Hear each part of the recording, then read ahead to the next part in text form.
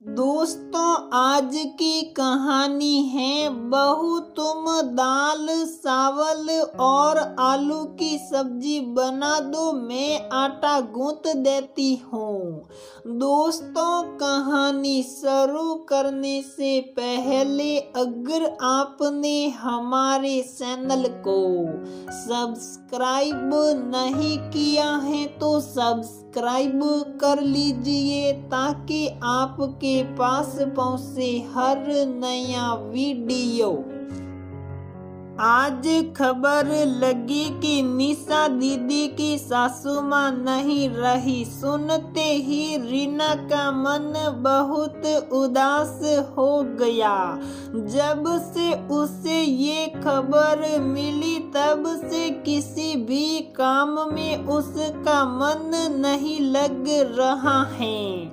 आज से 23 साल पहले के दृश्य एक एक करके उसकी नजरों के सामने तैरने लगे।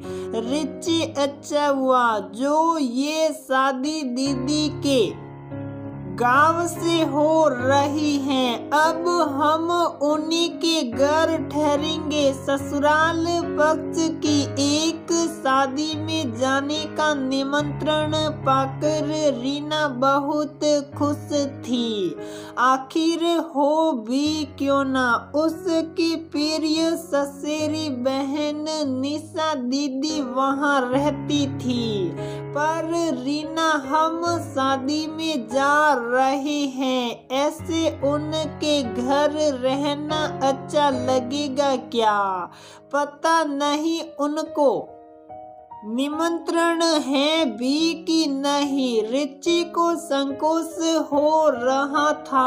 अरे दीदी तो कब से बुला रही थी, अब तो अवसर आया है। वैसे भी तुम उनसे ज्यादा मिले नहीं होना, इसीलिए ऐसा कह रहे हो। ऐसा हो ही नहीं सकता कि गांव में उन्हें शादी में ना बुलाया गया हो। पर अगर नहीं भी बुलाया होगा तो मुझे मालूम है उन्हें तो हमारे जाने से खुशी ही होगी। रीना बहुत उत्साह में थी। उसने शादी में जाने की तैयारियों के साथ साथ उनके घर के लिए भी बहुत से उपहार खरीद लिए।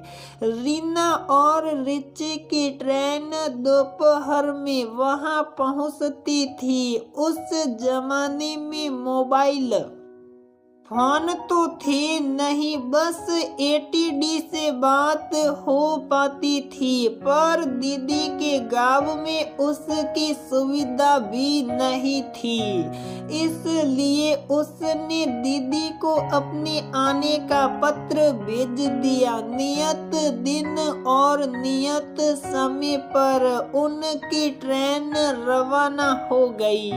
रीना के शहर से दीदी के गांव पहुंचने में लगभग 15 घंटे का समय लगता था। 20-20 में कई जगह सैन पुलिंग और दूसरी सुपरफास्ट ट्रेन को रास्ता देने के कारण उनकी ट्रेन लेट होती चली गई। दोपहर 2 बजे की जगह उनकी ट्रेन रात को 9 बजे वहां पहुंची। उनके साथ केवल 2 टाइम का खाना था, वो भी खत्म हो चुका था। दोनों को बहुत तेज भूख भी लग रही थी। स्टेशन एकदम वीरान पड़ा था। छोटा सा गांव होने के कारण केवल 1-2 पैसेंजर ट्रेन ही रुका करती थी। स्टेशन से बाहर निकलकर उन्होंने रिक्शे तांगे के लिए नजर दौड़ाई। जनवरी का कड़ाके की ठंड का महीना, उस पर रात के 9 बज चुके थे। कहीं कोई दिख नहीं रहा था।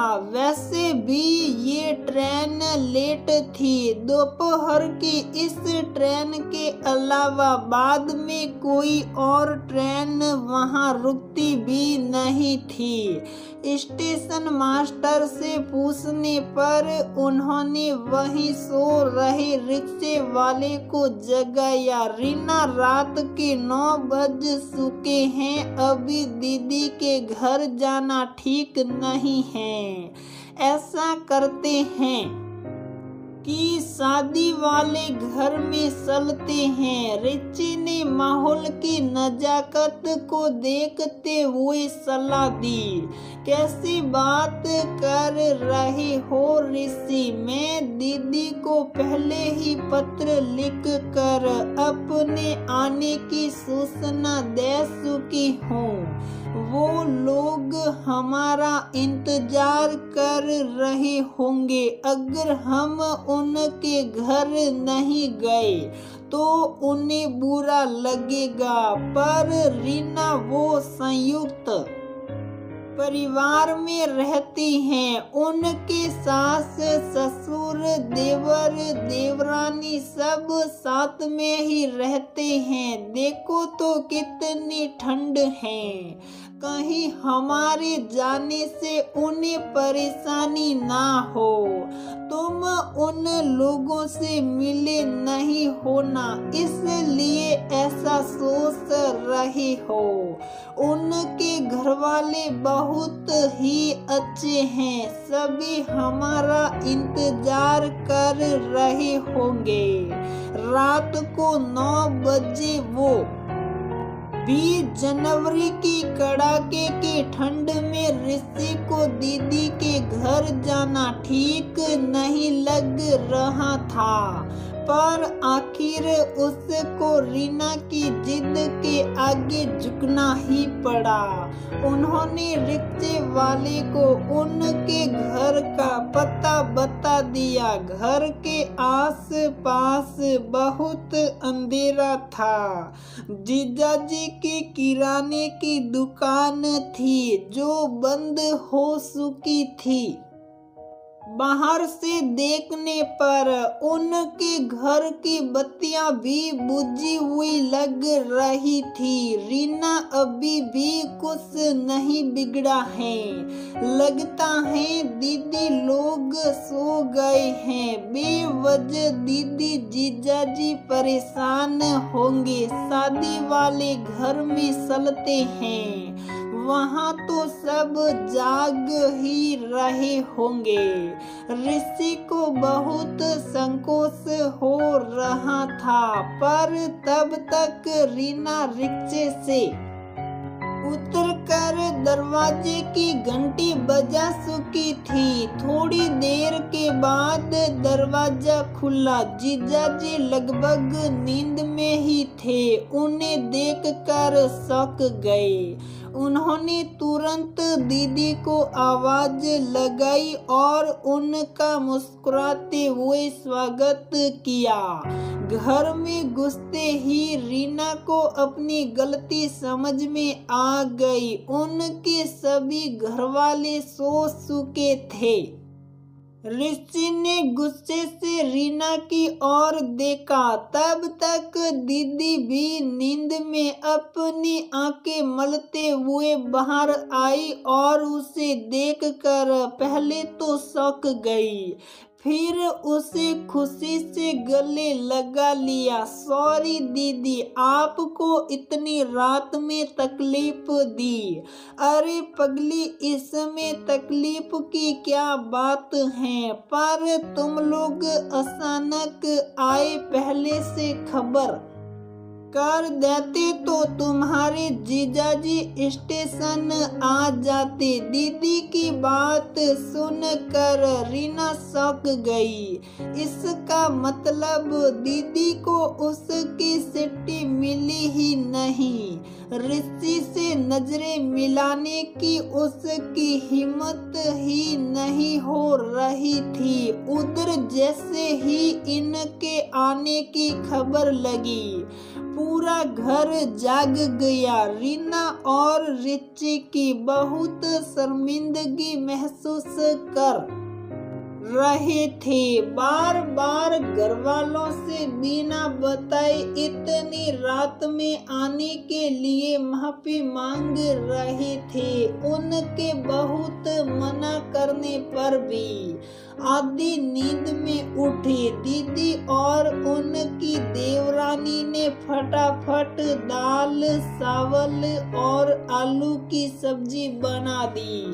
उनकी सासू माँ ने तुरंत आटा गूंथ कर गर्मा गर्म नमकीन पूरियां तलनी शुरू कर दी। एक तो तेज भूख, ऊपर से घर वालों के प्यार से बने गर्मा गर्म खाना देख कर रीना और रिची मानो खाने पर टूट पड़े। केवल आधे घंटे में ही उन लोगों ने रीना और रिची को गर्मा गर्म खाना बनाकर बहुत आग्रह से खिला दिया। खाना तो बहुत स्वादिष्ट था ही, पर दीदी के घर वालों के प्यार को देख कर रिची और रीना तृप्त हो उठे।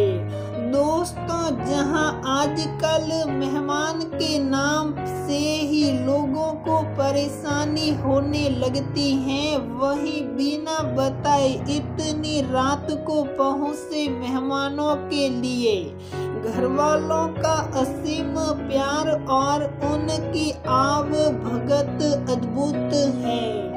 यही हमारे प्यारे गांवों के भोले भाले लोगों की खासियत है, जो अतिथि देवो भव की भावना को जीते हैं। दोस्तों, ये कहानी सत्य घटना पर आधारित है। दीदी के सास ससुर आज हमारे बीच नहीं है, पर आज भी उनका वो सने सासू माँ द्वारा आधी नींद में भी उठकर बनाई गई पूरियों का वो दृश्य मन मस्तिष्क में इतने ताजा हैं जो भाव विभोर कर देते हैं। दीदी और उनके परिवार वालों का प्यार और मेहमान नवाजी हमारे हृदय में हमेशा के लिए अमिट छाप छोड़ गए।